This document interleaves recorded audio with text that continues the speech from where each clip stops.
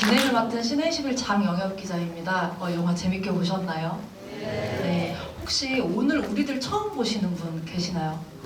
오늘 꽤 많이 오늘 처음 보시는군요. 그럼 질문이 아마 많으실 것 같아요. 그리고 저는 이제 우리들 이번에 윤가은 감독님 뵙기 위해서 3번쯤 봤는데 보면 볼수록 새로운 것들이 좀 보이는 영화가 아니었나. 그리고 여름방학이 배경이잖아요. 그래서 여름에 참 상영을 하니까 더 남다른 그런 영화가 아닌가 싶어요. 윤가은 감독님은 저희 그 시네21과도 인연이 상당히 깊으신 분이세요. 왜냐면 지난해 저희 이제 매년 그 연말에 한국 영화 베스트를 뽑잖아요. 근데 이제 우리들 같은 경우에는 지난해 5위를 차지했던 작품이고, 또 이제 저희 독자분들이 많으시니까 디스토피아로부터라는 칼럼 아시죠? 맨 마지막 지면에, 그러니까 저희 맨 마지막 페이지에 나오는 그 칼럼의 또 고정 필자이기도 하시고요. 그래서 저희랑도 여러모로 인연이 많으신 그런 감독님입니다. 윤가은 감독님 그럼 제가 모시도록 하겠습니다. 박수로 맞아주세요.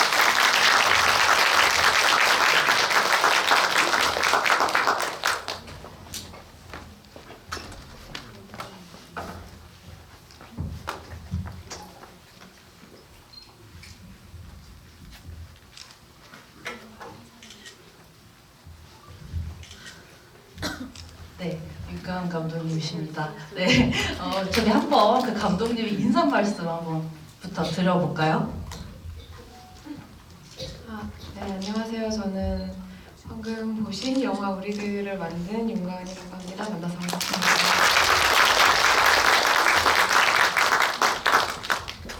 네, 얼마 전에 이제 저희가 그 기사에서 다양성 영화 그 기사에서 한번 인터뷰를 잠깐 한 적이 있었는데 그리고 또 디스토피아로부터 네, 칼럼도 잘 보고 있습니다. 그런데 물론 이제 근황을 저희가 듣고 있긴 하지만 어떻게 그동안 지내셨는지, 우리들이 지난해 6월에 개봉했던 영화거든요. 네, 그동안 어떻게 지내셨나요? 벌써 지금 1년 개봉하고 영화관에서 막 내린 지 이제 진짜 1년 정도 된 것 같은데, 그동안 뭐 다음 작품 준비하느라고 시나리오 열심히 썼고요. 그리고 그냥 좀 쉬었던 것 같아요. 되게 오랜만에 우리들이 이제 총 개봉까지 걸린 게 거의 3년에서 4년 정도를 한 영화에만 올인하고 있었어서 처음으로 좀 진짜 영화 생각 안 하고 조금 쉬어야겠다. 그래서 올 초에는 좀 푹 쉬었고 이제 다음 작품 열심히 준비하고 있습니다. 네, 아무래도 이제 우리들이 첫 장편이셨다 보니까 좀 신경 쓸 게 여러모로 많으셨을 것 같아요. 어때, 쉬실 때는 어떻게 뭘 하면서 쉬셨어요? 제가 근데 쉬는 방법을 잘 모르겠더라고요. 이게 영화만 되게 너무 오랫동안 좀 매달려 있었고, 또 이제 그거 할 때는 집중해서 하느라 그 재미도 되게 푹 빠져서 있었는데, 막상 쉬려고 하니까 어떻게 쉬어야 될지 몰라서 그냥 영화 많이 보고 네, 극장 가서 영화 많이 보러 다니고 넷플릭스 같은 거 많이 보고 그냥 그런 거 밀린 미드 보고 그냥 그렇게 지냈습니다. 네, 그럼 이제 저희가 한번 본격적으로 우리들 얘기를 한번 해볼까요? 그 우리들 이제 영화의 시작점에 대해서 제가 한번 여쭤보고 싶은데요. 제가 예전에 그 인터뷰 기사에서 굉장히 인상 깊게 읽었던 게 있어요. 처음에 이 우리들이 미스터리 스릴러였다는 거예요. 처음에 준비 단계에서는. 그리고 아이들이 주인공이 아니고 고등학생을 주인공으로 염두에 두셨던 적이 있었다고 들었거든요. 그래서 어떻게 지금과 같은 영화로 완성이 되게 되었는지 되게 궁금해지더라고요, 처음에. 네. 이 작품은 제가 이제 한국예술종합학교라는 영화학교에 이를테면 석사 과정이라고 해야 되나? 그걸 졸업하고 나서 학교와 그 CJ의 콘텐츠 개발팀이 이제 합작으로 해서 만드는 산학협력 프로젝트라는 프로젝트에서 당선이 돼서 장편으로 이제 만들어질 수 있었던 영화인데, 거기에 이제 그 과정은 트리트먼트를 제출을 해서 그것을 1년 동안 이창동 감독님하고 개발하는 저 포함해서 4명의 감독님이 당선되셨었는데 그 4명이 같이 1년 동안 시나리오를 개발해야 되는 그런 프로젝트였어요. 근데 처음에 트리트먼트를 냈을 때 저는 그게 이제 재밌다고 쓴 건데 그 여고생이 주인공인 이야기였고 소재는 이렇게 학교 안에서의 어떤 관계의 틀어짐, 그러니까 좀 더 학교 폭력에 가까운 그런 사건이 주제였고 그 상황 속에서 이제 여고생이 남동생의 죽음을 파헤치는 그런 되게 재밌거든요. 근데 저는 재밌다고 이제 써서 이제 뭐 당선돼서 개발을 해야 되는데 첫날 저 포함해서 이제 그 기수의 이제 감독님들이 이제 어떤 분들이냐면 지금 그 싱글라이더라는 그 작품 만드신 이주영 감독님 그리고 작년에 마동석 선배님 나오신 그 두 남자라는 영화를 쓰신 이성태 감독님 이렇게 그리고 또 한 분 저 이렇게 4명이 이제 각각의 그때 그 작품들이 다 거기서 개발한 작품이에요. 근데 갖고 들어가는데 이제 다들 뭐 너는 뭐 어떻고 너는 이거가 조금 뭐 더 보완이 됐으면 좋겠고 이렇게 말씀하시는데 저한테는 저 되게 기대하면서 이제 이찬호 감독님이 저한테 어떤 조언을 해주실까 이런 재밌는 걸 써갔는데 근데 다시 쓰라고 하시더라고요. 그래서 재미없다. 그래서 가짜 같아 재미없어. 그래서 재미가 없어요. 뭐가 가짜 같냐고 여쭤봤는데 그냥 가짜 같다고 다시 썼으면 좋겠다 해서 어디를 다시 쓸까요? 했더니 뭐 등장인물 이름만 남기고 뭐 다 바뀌어도 되지 않아? 이렇게 말씀하시더라고요. 그래서 이게 싸그리 이야기를 다시 쓰라는 말씀이시구나. 그래서 약간 이야기에 네가 말하고 싶은 이야기의 핵심을 남겨두고 더 진짜인 이야기를 써봐라 이런 조언을 해주셔서 그때부터 이제 엄청난 시련과 고난을 겪으면서 좀 이야기를 오래 고쳤죠. 그래서 안 그래도 저도 엔딩 크레딧 보면은 그 이창동 감독님 기획총괄의 이창동 감독님 이렇게 크레딧이 뜨는 걸 보면서 이창동 감독님이 여기 이제 제작에 참여를 하셨구나. 그래서 좀 어떤 도움들을 주셨는지도 저는 궁금했거든요. 그래서 아무래도 이제 물론 시나리오를 좌절을 조금 안겨주시기도 하셨지만 또 이제 여러모로 선배 감독님으로서 좀 도움이 되는 말씀들을 많이 해주셨을 것 같아요. 좀 기억에 남으시는 그런 말씀이 또 있었을 것 같아요. 네, 아마 근데 이 작품은 저 스스로도 생각하기에 이창동 감독님의 이제 멘토로 안 계셨으면 제가 이런 과정 끝에 어떤 이야기를 찾아갈 수 없었을 거라는 생각이 늘 드는데 그 선생님이 이제 그 학생들마다 이제 가르치시는 방식이 다르시겠지만 저한테는 이제 뭐 디테일하게 뭐 이거는 이렇게 해라 뭐 이건 이렇지 않니 이런 말씀을 하신 게 아니라 되게 본질적인 질문을 많이 하셨거든요. 그러니까 뭐 어떤 상황을 두고도 자 여기서 뭐 지아가 우는데 정말 이런 상황에서 아이가 울까? 이렇게 질문을 하시는 거예요. 근데 그것에 이를테면 그런 질문을 받을 때는 이런 상황에서 아이가 울지 않아 라는 말도 아니고 이런 상황에선 아이가 우는데 왜 울까? 이런 질문도 아니고 되게 본질적으로 어떤 것을 써갔을 때 실제로 그럴까? 진짜로 이런 순간에 이런 감정이 들까? 이런 질문을 스스로에게 하게 만드시는 질문을 되게 많이 하셨어요. 그리고 저한테는 늘 뭐 써가면 가짜 같아, 이거 가짜 같아 이런 말씀을 정말 많이 하셨는데 약간 노이로제에 걸릴 정도로 그럼 진짜는 뭐지? 뭐 영화 다 가짜 아닌가? 뭐 그 영화 자체에 대해서 되게 고민을 하는 순간이 되게 많았다 그래야 되나? 네, 아직도 그 고민을 풀리지 않았는데 그런 되게 본질적인 질문을 하게 해주셨죠 감독님이. 네. 그리고 이제 제가 영화 우리들 다시 보면서 느낀 건데 참 그 영화 보면요 중간에 이렇게 보면 처음에 나왔을 때 최수인 배우라든지 아니면 선혜인 배우라든지 처음에 나왔을 때랑 뒤쪽에 나왔을 때랑 좀 차이가 있어요. 좀 더 성장을 했다는 그런 느낌? 네, 실제로도. 그래서 저희가 그리고 어린 시절을 생각을 해보면 굉장히 아이들은 빨리 자라거든요. 그래서 1학년 때랑 뭐 2학년 때랑 3학년 때랑 다 달라요. 되게 느낌들이 매 학년마다 되게 다른데 그렇다면 어떤 시점에 이야기를 보여줘야 될 것인가 이게 되게 중요했을 것 같아요. 왜 4학년이었을까요? 초등학교 4학년.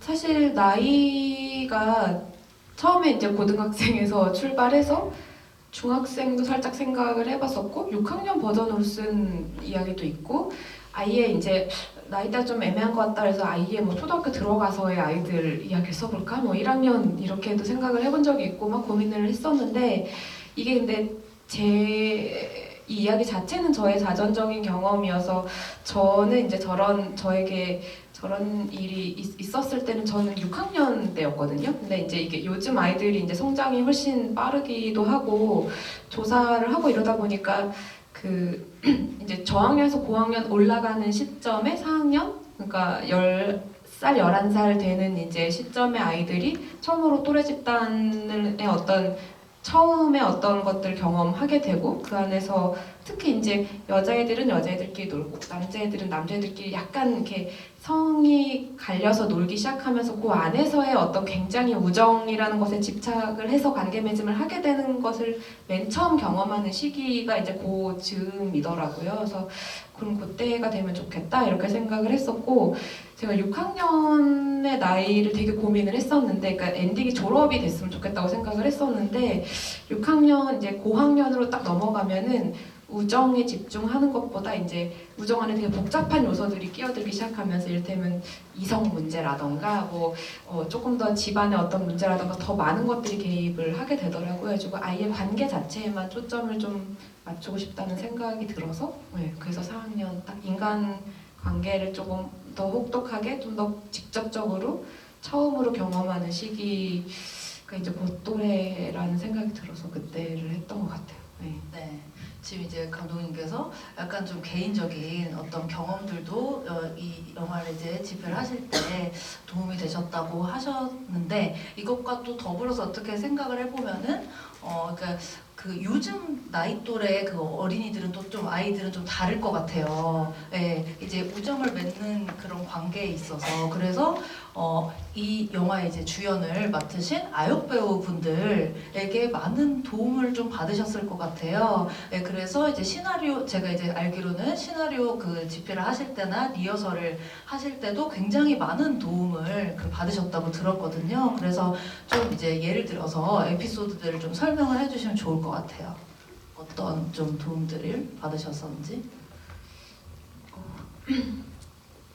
이렇게 에피소드라고 말을 딱히 말할 수 없을 만큼 사실 도움을 크게 받아서 전반적으로 저는 거의 이 친구들 믿고 영화를 찍었다고 말해도 과언이 아닌데 이를테면 어떤 게 있지? 시나리오를 제가 쓰긴 썼는데 그러니까 이거 나름 이제 시나리오를 붙잡고 이러쿵저러쿵 엔딩을 바꿔가면서 구조를 바꿔가면서 한 2년 넘게 뭐 이 소재로 할 수 있는 이야기를 다 써본 것 같아요. 근데 그렇게 써놓고 제가 그렇게 써놓고도 이 시나리오를 제가 못 믿겠더라고요. 왜냐면 저는 이미 너무 커서 어른이 돼버렸고 이 속에 있는 말 하나하나 뭐 대사 하나하나는 다 너무 어른인 제가 만든 아이들의 말 같아가지고 일단은 저희 배우들한테 시나리오를 보여주지 않으면서 여러분들이 대사를 직접 만들었으면 좋겠다라고 이야기를 했어요. 그러니까 이를테면 즉흥극 저의 시나리오 안에 있는 씬들의 목적은 제가 분명히 이야기를 해주고 우리 이런 장면을 찍을 거야 이런 장면을 연기할까라고 이야기를 해주지만 그 안에 있는 하나하나의 대사들 하나하나 포인트들 이런 것들은 저희 친구들이 평상시에 쓰는 말 평상시에 움직이는 습관들 이런 것들을 중심적으로 이제 그것들이 주 재료가 되면 좋겠다 이렇게 얘기를 했었고 저희 친구들이랑 같이 리허설을 2개월 반 이상 하면서 디테일들을 찾아가고 만들어가는 과정이 있었거든요. 근데 그러니까 이렇다면은 저도 이 영화에서 제일 좋아하는 장면이고 관객분들도 그 장면 좋다고 얘기해 주시는 그 가장 많은 장면 중에 하나가 아이들 셋이 김치볶음밥 이렇게 먹는 장면이 있는데 그거는 제 시나리오에는 그냥 뭐 선이, 윤이, 지아 셋이 김치볶음밥을 맛있게 먹는다 이게 다예요. 아무것도 없어요. 그 안에 대사도 없고 뭐 행동도 아무것도 없는데 저희 정말 뻗쳐놓고 그냥 아이들 약간 배고프게 저녁에 굶기고 좀 늦게 밥을 줘서 저희가 한 거는 조금의 아동 학대와 가장 배가 고픈 상황을 만든 거 말고는 이제 없었는데 아이들이 그 안에서 되게 너무 배가 고픈 상황에서 맛있는 걸 먹을 때의 어떤 감정들이 막 살아나서 그 어린 친구도 그 대사에도 없는 말이고 그냥 자기가 하고 싶은 말을 막 하더라고요. 그냥 김치볶음밥을 만들 수 있다면서 그런 일종의 이제 그렇게 뽑아낸 장면들이 있는데 그런 건 뭐 완전히 기댄 저희 친구들에게 완전 기댄 장면이고 되게 많아요 사실은. 정말 너무너무 많을 것 같은데 저는 이 영화 보면서 또 궁금했던 점이 보면 우리들이 그러니까 표면적으로는 보면 뭐 이게 액션 영화도 아니고 그러니까 뭐 많은 일들이 막 일어나지 않아요. 그런데 내면적으로는 엄청난 그 제 소용돌이가 이제 있는 거잖아요. 감정의 그 격정적인 감정이 있는 건데 그러다 보니까 이게 성인 배우였어도 쉽지 않았을 감정들이 많아요. 센 감정들이. 근데 이거를 아역 배우들이 연기를 한다고 했을 때 과연 실제로 이게 연기라는 걸 물론 알겠지만 어떻게 보면 약간 진짜로 조금 상처받을 수 있는 지점도 있었을 것 같은 거예요. 이런 상황에 대해서 좀 어떻게 대처를 어떤 좀 해결책을 좀 찾으시려고 했는지도 궁금했어요. 네, 근데 그 말씀하신 그 부분은 저희 프로덕션에서 가장 고민을 했던 거고 걱정도 제일 많이 한 부분이에요. 그러니까 이게 실제로 이 나이 또래의 학생들이 학교에서 사실 흔히 겪을 수 있는 일인데 너무 일상적인 일이다 보니까 이게 일상하고 연기하고 구분이 안 될 수도 있고 실제로 감정적으로 그 성인 배우분들도 힘든 걸 연기하면 일종의 상처가 생기기도 하고 그것을 스스로 극복하시는데도 많은 시간이 필요한데 특히 아이들이고 연기 경험이 없는 친구들이라서 이 마음이 다치면 안 되겠다는 생각을 제일 많이 해서 사실은 리허설을 오래 기간을 잡고 이 작품을 어떻게 대해야 될지 우리가 어떤 작업을 하고 있는지에 대한 이해가 되게 필요한 작품이었어서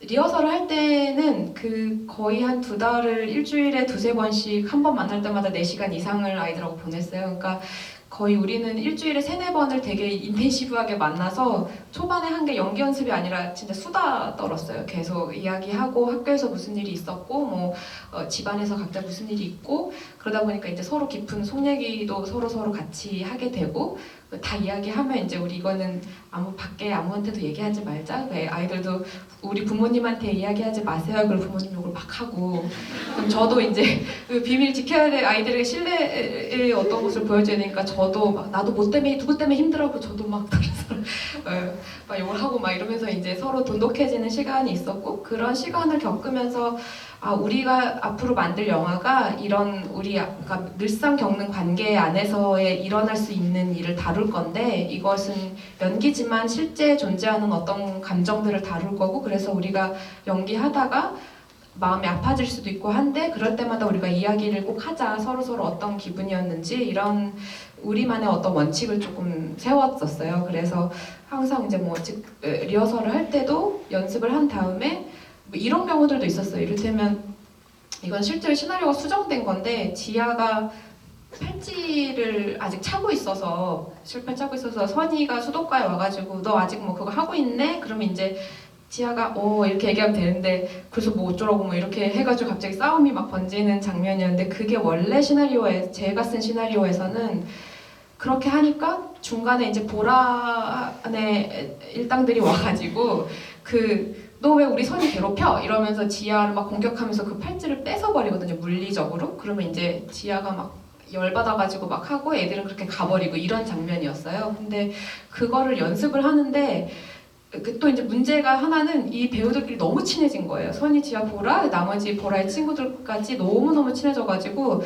그런 일종의 즉흥극을 하면은 당하면 당하는 친구도 너무 괴롭고 우리 친했는데 실제로 막 뺏고 이런 연기를 하니까 이게 너무 마음이 아픈 거예요. 그 친구 입장에서 나만 소외시키는 것 같고 그리고 괴롭히는 역할을 하면은 그 친구는 그 친구대로 너무 미안해가지고 어떻게 할 수가 없어하고 그래서 그 장면을 계속 연습하는데 끝나면 그 장면의 끝이 있는데 그 끝으로 끝나는 게 아니라 누가 한 명 울음을 터뜨려요. 그러다가 이제 다 같이 울어버리고 끝나고 근데 이런 게 계속 반복돼서 이제 그럴 때마다 그럼 지금 기분이 어땠어? 뭐 연기라도 너무 하는 거 아니에요? 뭐 이런 서로 이제 막 그런 감정들이 막 터져나오기도 하고 그런데 이제 그거 너무 심하게 갈 때는 우리 이거는 연기지만 이렇게 아프게 할 필요 없을 것 같다 해서 제가 시나리오 완전 수정한 경우도 되게 많고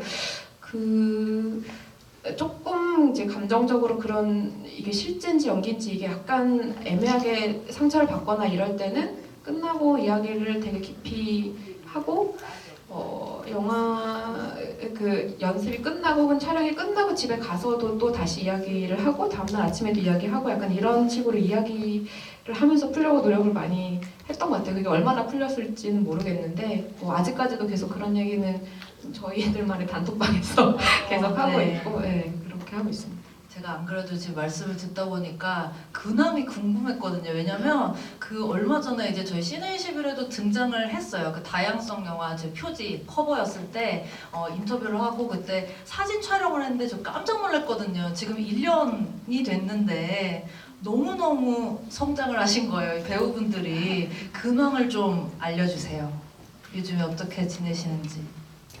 일단 새 선희, 지아, 보라 이 세 배우분의 키가 다 저를 넘어섰고요.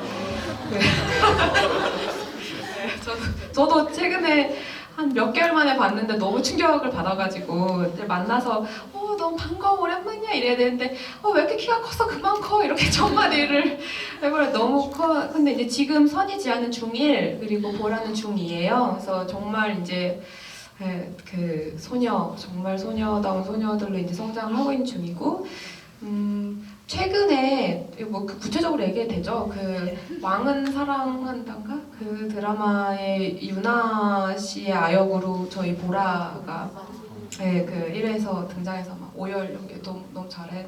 근데 이제 그런 활동을 하고 있고 보라 친구는 그 지하로 나온 손혜인 배우도 지금 독립영화와 단편영화에서 이제 열심히 다시 이어서 활동을 하고 있고 최수인 배우 선희 역할했던 최수인 배우는 저도 아까 여기서 잠깐 봤는데 여기 이제 I Can Speak 처음에 예고편 나왔었는데 그 영화에도 출연을 해요. 그래서 지금 열심히 배우 활동 다 하고 있고 학교도 열심히 다니고 있고 네 다들 그렇게 크고 있습니다. 그리고 민준이 윤희 역할을 했던 강민준 배우는 저희 중에 제일 바빴어요. EBS에 무슨 프로 고정이 돼가지고 야 네가 제일 낫다.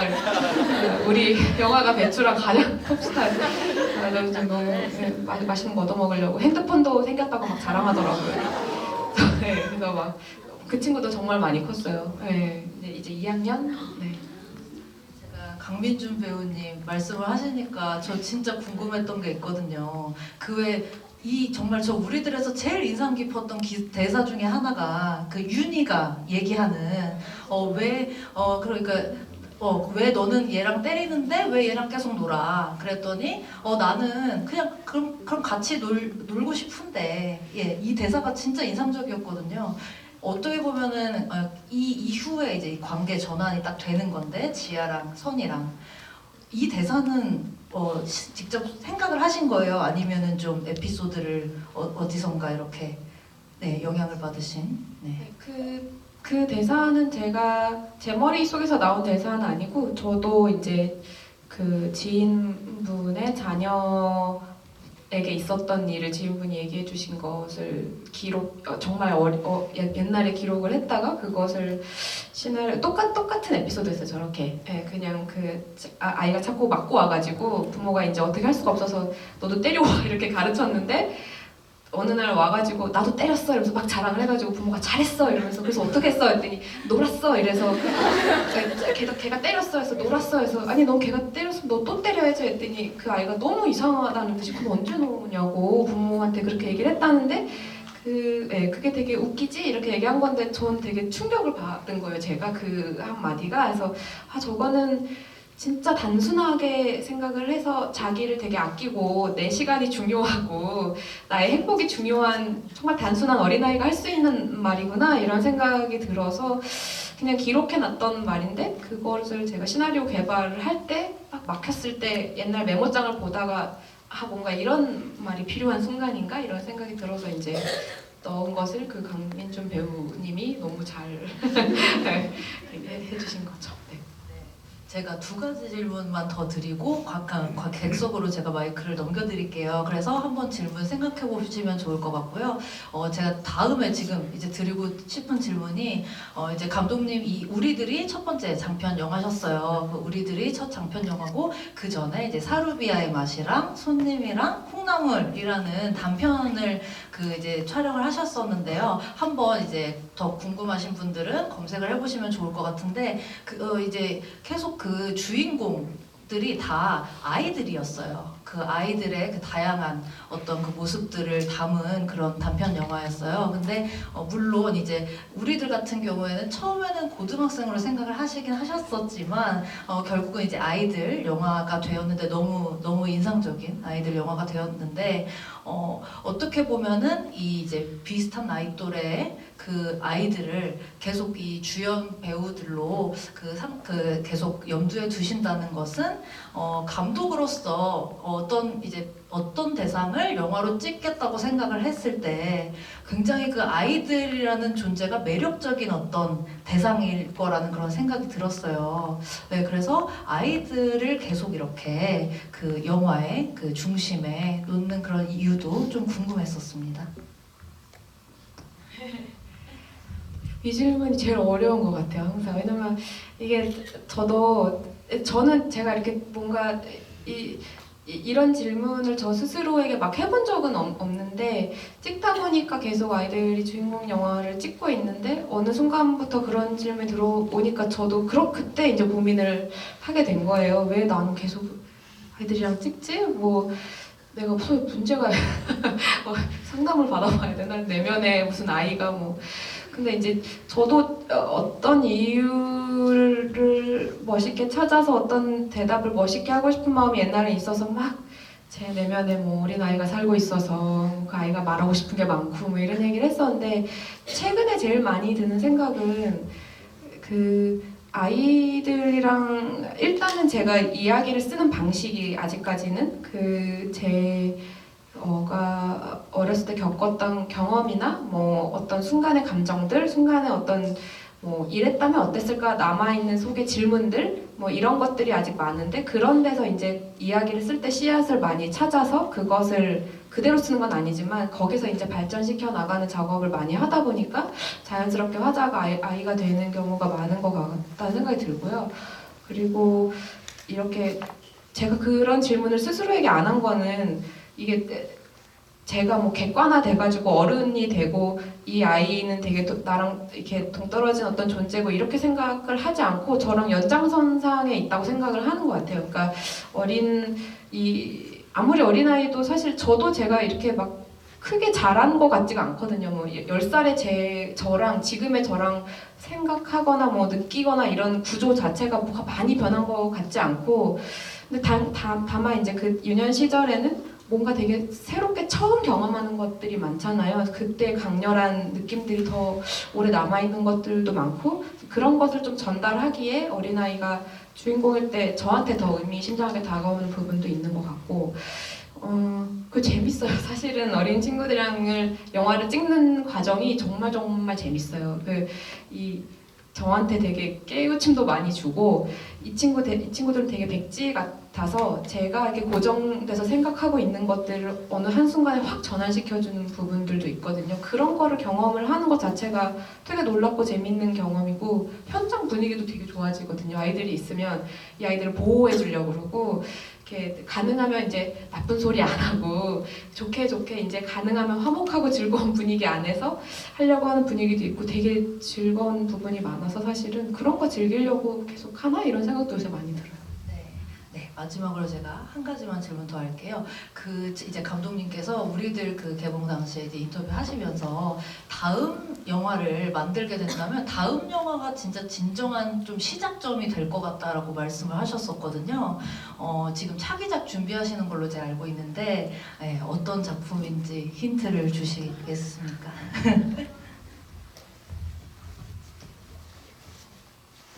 아이가 나오고요.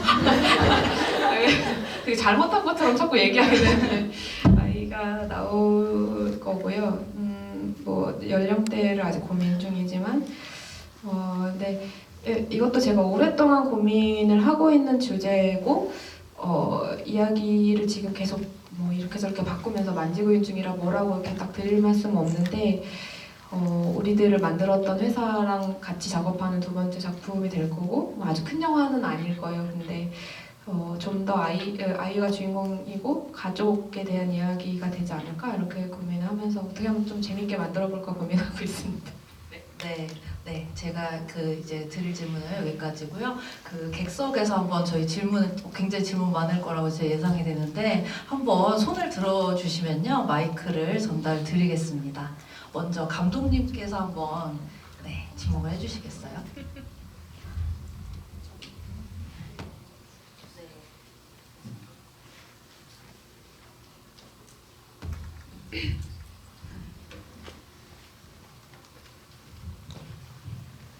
네, 영화 굉장히 잘 봤고요. 영화 속에서 여자 주인공 아역 배우님의 캐릭터 자체가 저런 캐릭터를 갖고 있는 사람이 실생활 현실에 있다면 저 아이가 과연 왕따를 당할까 싶은 의구심이 일단 들어서 이 영화 너무 가짜 같다라는 생각이 들었어요. 개인적으로는 뭔가 이 아이는 제가 봤을 때 어른의 입장에서 봤을 때 저 나이 때 너무 괜찮은 아이 같다는 생각이 들었거든요. 딸로서, 친구로서, 학교의 어떤 구성원으로서. 그래서 그게 너무 저 캐릭터에 대해서 실제로 아역 배우님들이 저런 아이도 왕따를 당하는 상황이 있는지 그런 게 굉장히 궁금했고요. 두 번째로는 감독님께 혹시 이 우리들 시리즈를 앞으로 해주실 수는 없으신지 이 배우님들이 그대로 3년 후 혹은 5년 후 해서 이 아이들이 또 겪는 여러 가지 에피소드들이나 이런 거를 좀 찍어주셨으면 얼마 전에 TV에서 봤는데 외국에 15년간인가를 똑같은 배우가 계속 이제 살아가는 얘기가 나왔던 영화를 본 것 같아요. 몇 년인지 정확하게 기억이 나진 않는데 혹시 이런 시리즈를 좀 찍어주시면 어떨까 하는 부탁의 말씀입니다. 네. 네, 주인공 같은 경우는 이게 저도 그러니까 일부러 그런 어떤 특정한 이유를 붙이고 싶지 않았던 마음이 제일 컸어요. 그러니까 누군가가 소외당한다, 누군가가 좀 고립된다, 아이들이 따돌림을 시킨다 이렇게 했을 때 그 아이에게 어떤 문제가 있다고 흔히 생각하거든요. 제가 뭐 어떤 것을 해서 어떤 특징이 있어서 근데 하지만 실제로 돌아보면 활발한 애는 활발해서 딸을 당하고 소심한 애는 소심해서 딸을 당하고 뭐 공부를 잘하면 잘해서 뭐 쟤는 머리가 길면 머리가 길어서 딸을 당하고 이런 어떤 그냥 그 아이의 존재 자체가 어떤 이유가 돼버리는 상황이 되게 많더라고요. 그래서 선이라는 아이는 그냥 선이라는 아이로 존재하기 때문에 그런 상황에 놓였을 것이다 라고 전제를 하고 들어가서 사실은 어떤 이유를 붙이고 싶진 않았는데 이게 저는 한편으로는 되게 고마운 관객분들께 되게 고맙게 느끼는 점이 뭐냐면 고맙다기보다 성인 관객분들 만날 때 되게 놀라는 점이 이를테면 우리들 같은 경우에 작년에도 아이들 초등학생들 앞에 상영을 되게 많이 했고 우리 배우들이랑 이야기할 때도 선이는 너무 어린 친구들 같은 경우는 선이는 너무 소심해요. 겁이 많고 좀 촌스럽고 좀 눈치가 없다. 그 친구들 사이에서 이를테면 처음에 뭐 보라 굳이 쟤를 초대할 생각이 없는데 생일 초대장을 주워주면서 마치 거기서 날 초대해줘라는 움직임으로 이렇게 있는 그런 것도 쟤 너무 눈치 없어요. 그래서 좀 그런 것 같다. 아이들 좀 싫어하는 것 같아요. 좀 촌스러워요. 이런 이야기 피구도 못해요. 뭐 이런 이야기를 하는데 성인 관객분들은 저렇게 사랑스러운 아이가 있는데 왜 저런 일을 당해야 되지? 이렇게 역으로 또 이렇게 이 친구를 바라봐 주시기도 하고 이게 저한테 되게 어떻게 보면 그 선이라는 아이의 어떤 다양한 면을 봐주시고 더 좋은 점을 봐주시는 것 같아서 그게 또 되게 고맙게 느껴지기도 했거든요. 근데 아직도 잘 모르겠어요. 그 선이란 어떤 아이가 어떤 조건 때문에 그런 상황에 놓인다고 사실 생각은 안 해서 네, 저의 캐릭터에 대한 생각은 그렇고요. 우리들 시리즈는 사실 저는 전혀 생각이 없었고 우리들을 다 찍고 나서는 다시는 아이들 영화를 못 찍겠다 이렇게 생각을 막 너무 괴로워서 그 아이들한테 이렇게 상처 주는 것 같다는 생각이 되게 많이 들거든요. 영화를 촬영하다 보면 본의 아니게 어린 친구들한테 큰 부담을 줘서 이렇게 큰 역할을 수행해야 되는 어떤 환경에 놓이는 게 하는 게 너무 싫어서 실제 생각했는데 아이들이 영화를 다 보고 나서 생각나는데 아이들도 시나리오를 모르니까 시사할 때 처음 봤어요. 저희 배우들도. 그래서 되게 놀래하더라고요. 저런 내용이었어? 이러면서. 그래서 나는 이렇게 생각했는데 이러면서 자기들끼리 막 이제 원래 생각했던 내용과 되게 다른 영화를 본 거예요. 그랬더니 다행히 마음에 들었나 봐요. 저희 배우들 마음에. 애들이 막 또르륵 오더니 3명이 이렇게 선이 지하 보러 오더니 감독님 2는 언제 만들 거냐고 우리들 2 그 중학생 되면 만들라고 빨리 시나리오 쓰라고 저한테 막 그러더라고요. 근데 그때 이제 처음 생각해봤어요. 이거를 언젠가 제가 이 친구들이 허락하고 이 환경이 허락하면 언젠가 이 친구들이 좀 큰 버전을 만들겠다 생각도 했었고 또 이제 여기에서 제가 제일 아쉬운 캐릭터는 보라인데 보라의 어떤 굉장히 약한 면만 보여진 것 같아서 그런 친구는 아닌데 그래서 나중에 보라 서연이랑 약속을 하긴 했어요. 우리 나중에 보라 외전을 만들어서 뭔가 보라에게 만회기를 주자 뭐 이런 얘기도 했었고 좀 고민을 오래 해봐야겠다는 생각이 좀 들긴 하는 것 같아요. 네, 어떻게 보면 이제 우리들 만약에 진짜 속편이 나온다면 한국판 보이후드가 되지 않을까. 그 리처드 링클레이터 걸후드 그냥 기대하고 있겠습니다. 그럼 다음 질문 또 받아볼게요. 네, 저기.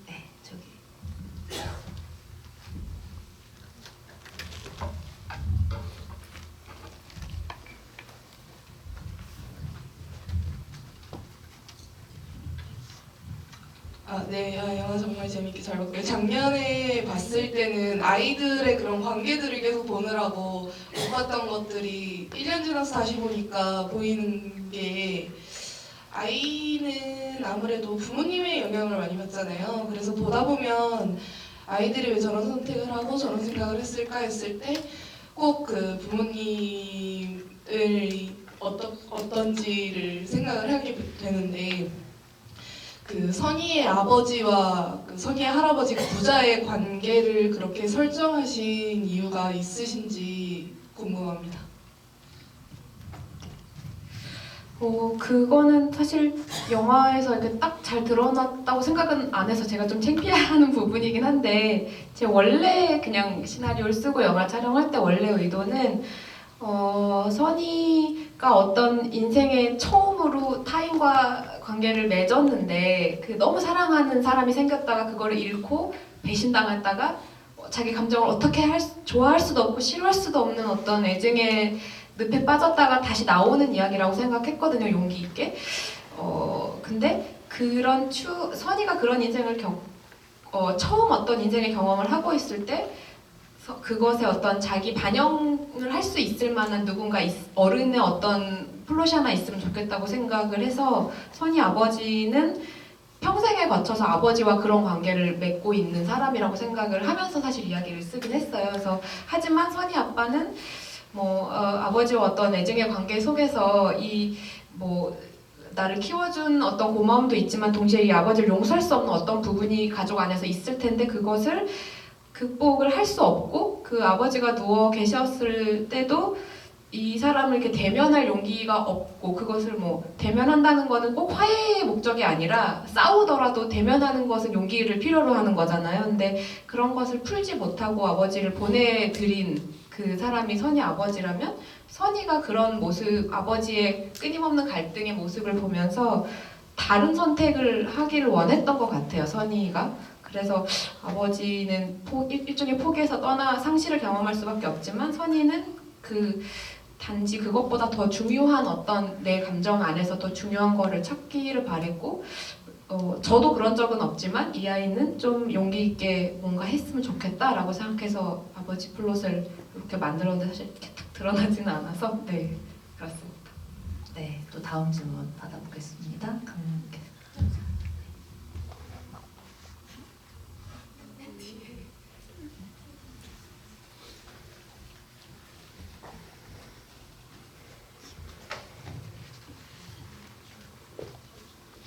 안녕하세요.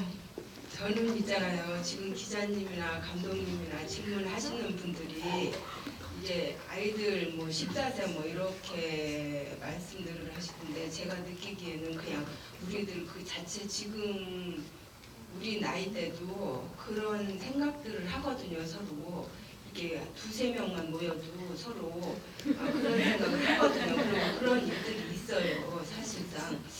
그래서 쭉 말씀하시는 비중이 다 그런 쪽으로만 가시길래 내가 좀 문제가 있지 않나 그런 생각도 해보거든요. 그래서 한번 내가 좀 생각이 잘못 생각인가. 그래서 저는 쭉 보면서 아이들 연기에 빠져가지고 너무 연기를 잘하니까 너무 거기에 빠져서 그 내용은 사실 크게 생각을 안 하고 봤어요. 재밌고 뭐 또 와서 가슴에 와닿는 부분들이 그때그때 우리 때도 있어서 아 저 우리들이 진짜 우리들이다 그러며 봤거든요. 그리고 끝맺을 때 아이가 나 놀기 위해서 안 때렸어. 그래서 아 내가 남은 시간도 이제 얼마 남지 않았는데 나도 이제 때리지 말고 놀아야 되겠다.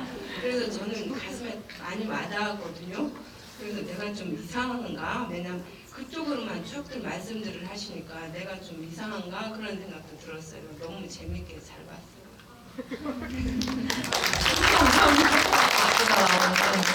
감상평이셨어요. 제가 꼭 너무 원했던 감상. 제가 사실 제목을 우리들로 했던 것도 이게 가끔 근데 착각하세요. 이게 저희 좀 다른 얘기. 저희 배급사 이제 이 영화를 배급하기로 하고 개봉을 앞두고 막 하는데 배급사 이제 대리님이 영화를 보시고 아직 개봉하기 전에 저를 만났을 때 감독님 저 영화 너무 좋았어요. 그래서 저희 배급하기로 결정했어요. 저희 아이들 너무 잘 봤어요. 이러시는 거예요. 아니 배급을 하시기로 하셨는데 제목을. 근데 이게 아이들 사실 제목이 아이들이 아니라 우리들로 결정을 하게 된 이유도 이게 저는 아이들만의 문제가 아니라 이게 저도 이 이야기를 아이의 입장으로 들어가서 쓰진 않았거든요. 이게 저도 여전히 겪고 있는 사실 문제고 이게 관계 안에서 풀리지 않는 숙제들이 너무 많은 거예요. 이게 꼭 친구들뿐만이 아니라 뭐 부모 자식 뭐 무슨 연인 뭐 항상 겪는 직장에서 항상 겪는 문제가 항상 이런 문제여가지고 이게 나만 이런가? 나만 이상한가? 이런 생각을 제가 하면서 이런 영화를 만들면 이게 아이의 시점이고 아이의 삶을 다루지만 어떤 관객분들은 나랑 똑같은 생각을 하면서 이게 지금의 내 얘기라고 생각해 주시지 않을까? 이런 나름의 희망과 어떤 기대를 갖고 만들었는데 그렇게 느껴서 사실 너무너무 감사드리고 네 앞으로 열심히 하겠습니다. 네 맞아요. 그러니까 저희도 이제 저희 평단 입장에서 이제 생각을 해보자면 최근에까지 그 한국 영화들, 그러니까 요즘 한국 영화들 보면은 특히 이 아역 배우라고 저희가 부르긴 하지만 정말 사실 배우님이시죠. 연기 굉장히 잘하는 배우님이신데 이 아역 배우들이 이제 쓰이는 방식이 굉장히 좀 전형적이지 않나 그런 생각을 해왔었어요. 그동안은. 그랬는데 이제 작년에 개봉한 이 우리들의라는 영화에 성취가 있다면은 이제 이 아이들의 세계에도 진짜 어른들 못지않은 굉장히 복잡하고 정교한 그런 생태계가 있다. 이런 부분들을 굉장히 잘 보여준 영화라는 점에서 인상 깊었거든요. 그래서 정말 지금 말씀 주신 부분들은 동감이 많이 됩니다. 또 다른 질문, 네, 제가 하나만 더 받을게요. 네, 여기 안경 쓰신 분.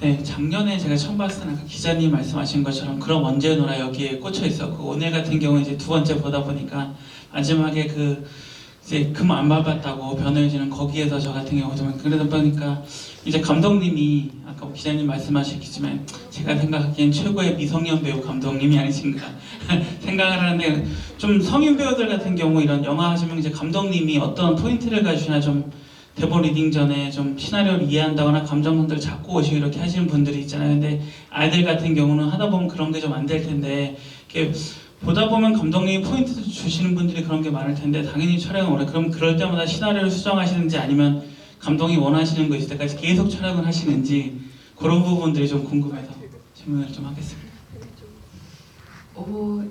두 가지 경우가 다 있는 것 같아요. 근데 뭐 이를테면 근데 저의 철칙은 있는데 그건 성인 배우분도 다 포함인데 무조건 배우님들께서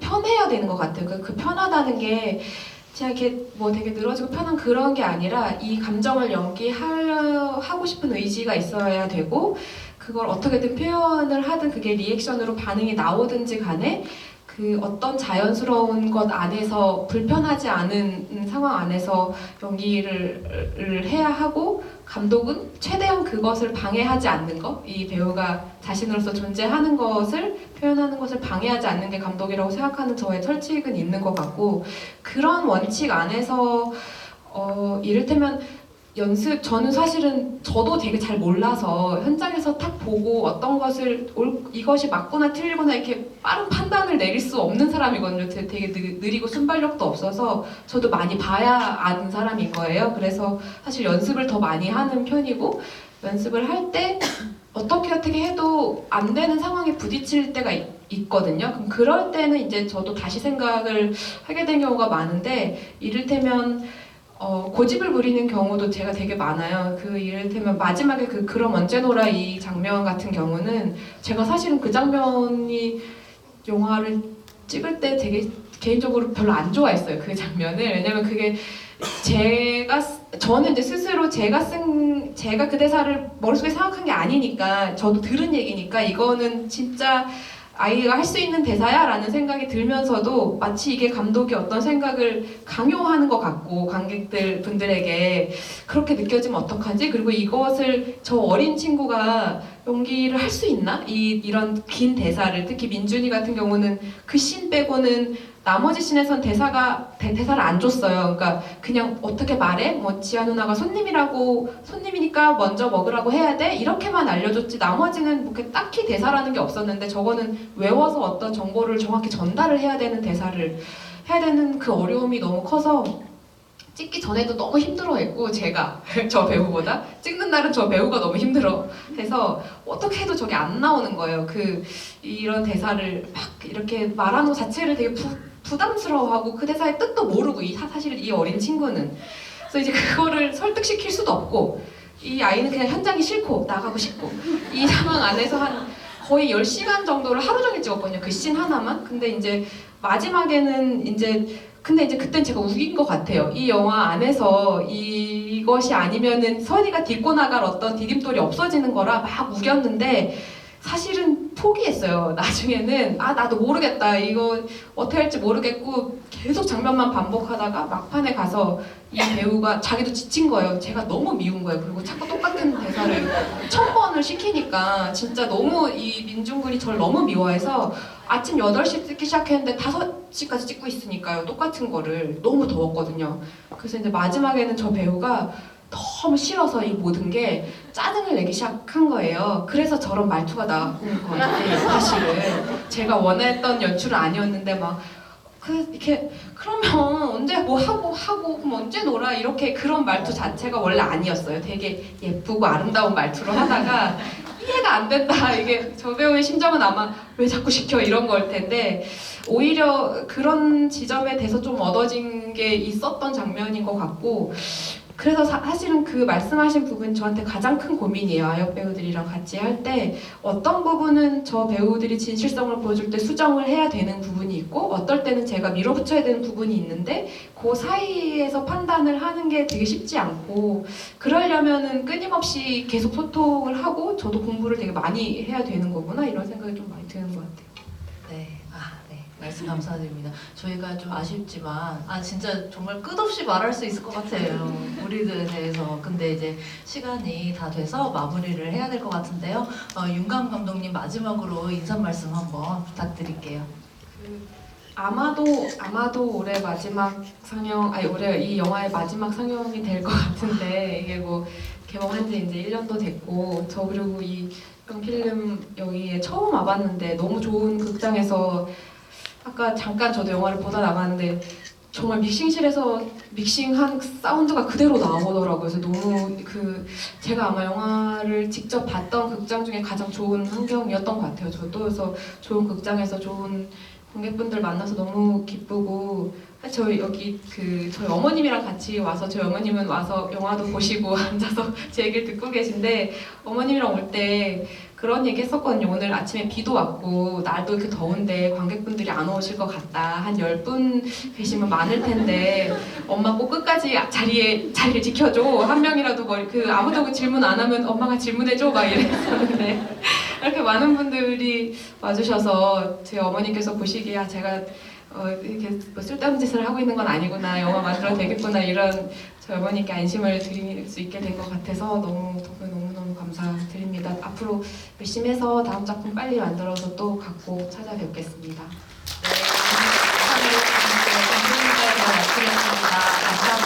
다음에 재밌게 또 영화 상영이랑 집이가 기다리고 있으니까요. 다음에도 또 많이 자리해주세요. 감사합니다.